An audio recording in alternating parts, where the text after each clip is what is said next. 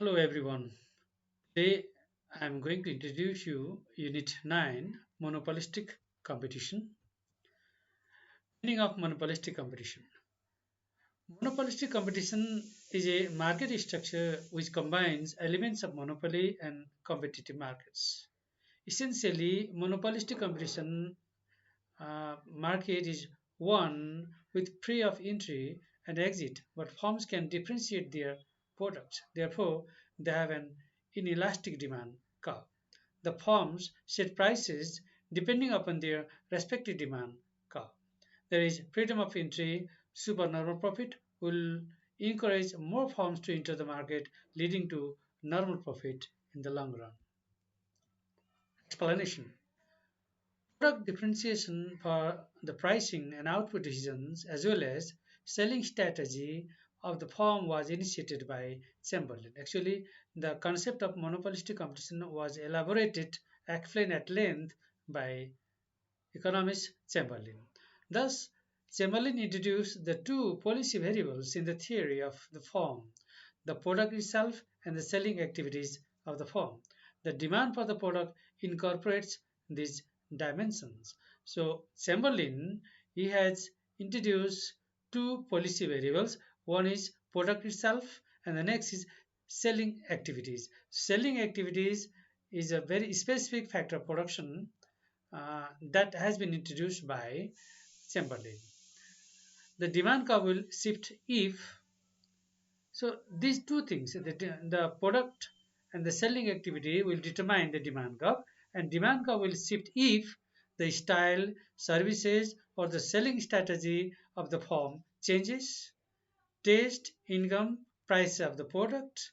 Competitors change their price, output, services, or selling policies.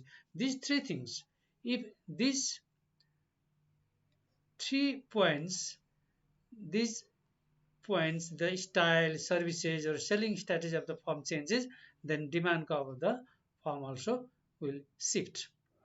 Or taste, income, price of the product, if changes, then demand curve may shift outward or backward.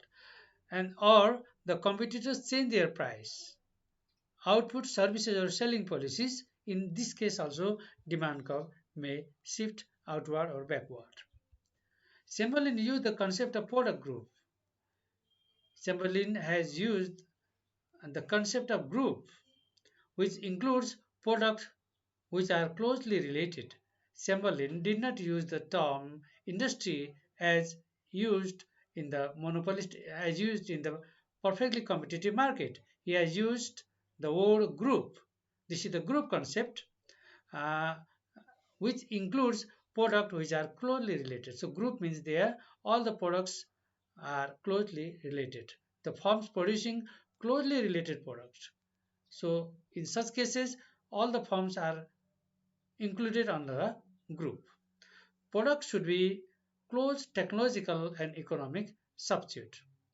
Technological substitute technically cover the same want, and economic substitute cover the one same want and have similar price. More clearly, technical substitute means if we use vehicle, for example, we can use car or bus or train. So all these car, bus, train, these are the technological substitute because they help to satisfy the want of the customer or public, because these buses, cars, train, they are used as a means of transportation to to carry people from one place to another place. So any item, either bus or car or train, they can help to the public to transport, to carry them. That is why bus, car, and train, etc. These are included under the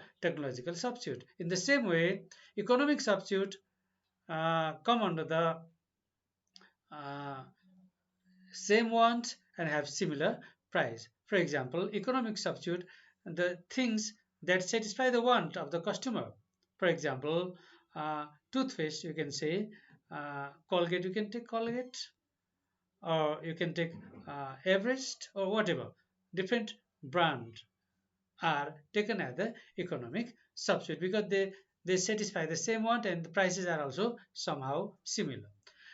The highly elastic individual demand curve slopes downward, implying the planned sales of the firm in the group. And the each firm's product are highly elastic and they are sloping downward, and they suggesting that the demand curve is a planned curve. Okay, they show the sales plan of the product in a group. So features of monopolistic competitions: many firms within a group. So this is a group concept. There are many firms, uh, and freedom of entry and exit. Firms produce differentiated product. This is one speciality of this concept. They produce differentiated product, not exactly same as in the perfect competition, but but producing the similar in order to satisfy the similar wants. Okay, so firms produce differentiated product. Firms have price inelastic demand. Firms have price inelastic demand. Firms are price makers because the good is highly differentiated. Firms make normal profit in the long run but could not make super normal profit in the short term. So this is the diagram of monopolistic competition.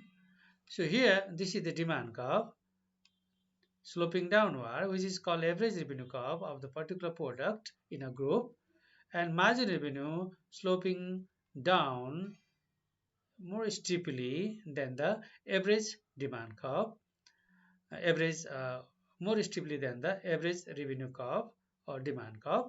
Here, here is the equilibrium condition which satisfy that EMC cut AC from below, okay, and uh, that EMC passes through AC from the lower point and EMC cut EMR from below.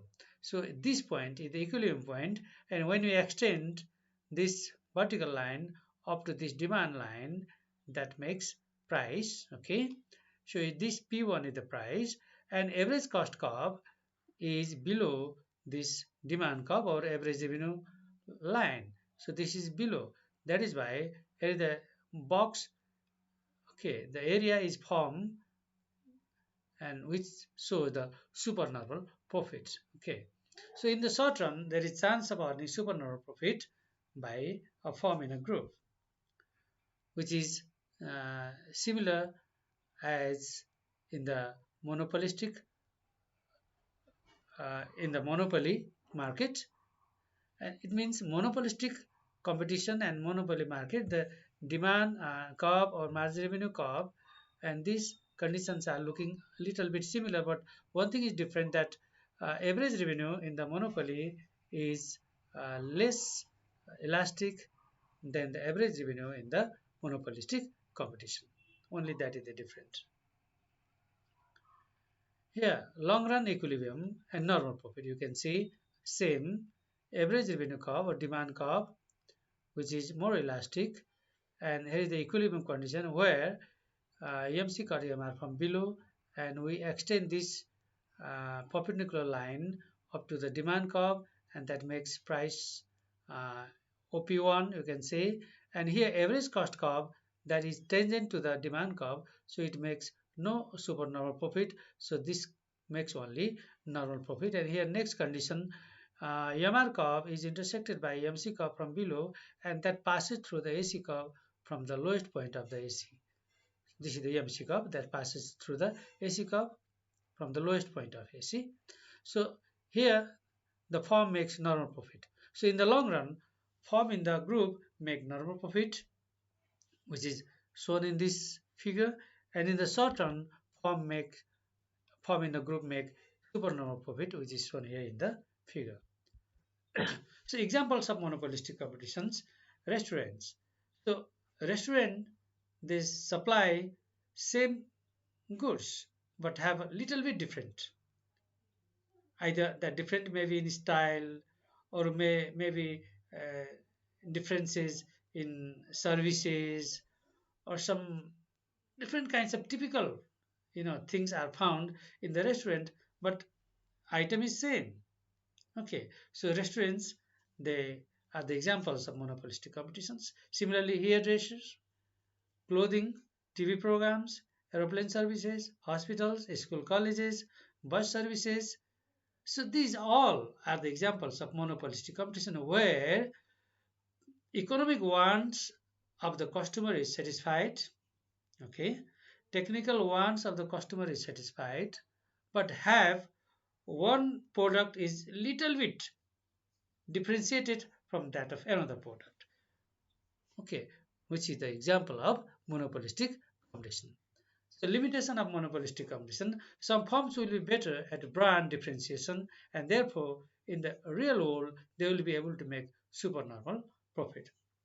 So some firms, even in the long run, they may be able to make supernormal profit because they create brand loyalty. Okay, they create some firms due to the firm's specific services or specific uh, you can say design or whatever uh, that creates brand loyalty among the customers, and that is brand differentiation we can say, and in the real world they will be able to make supernormal profit. The new firms will not be seen as a close substitute. So if new firms enter, that may not be uh, able to create close substitute. Okay. In the real world, there are likely to be at least some barriers to entry.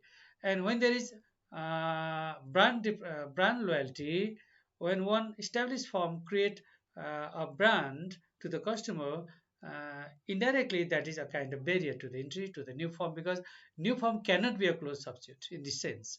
If a firm has strong brand loyalty and product differentiation, this itself becomes barrier to entry. A new firm cannot easily capture the brand loyalty. Okay.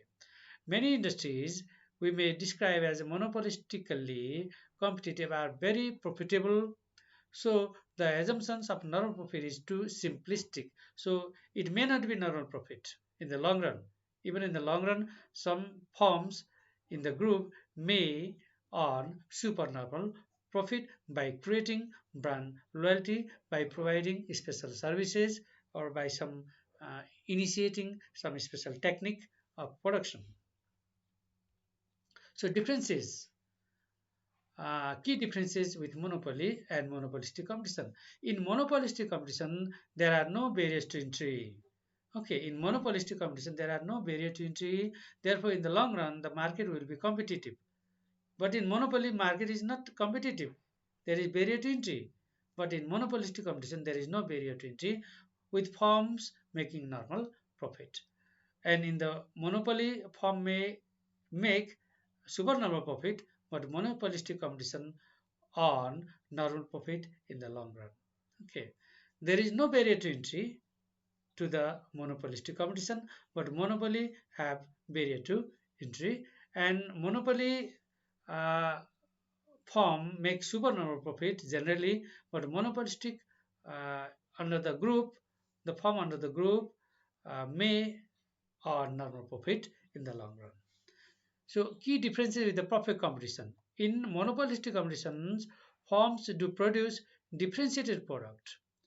They produce similar product, not exactly same, but similar, slightly differentiated product we can say.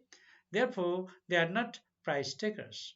So perfectly competitive firms or firms in the profit competition, they are price taker. But from in the group, they are price maker. That is the difference. They have inelastic demand. So the firms have inelastic demand in a group. Thank you. With this, I hope you understood me.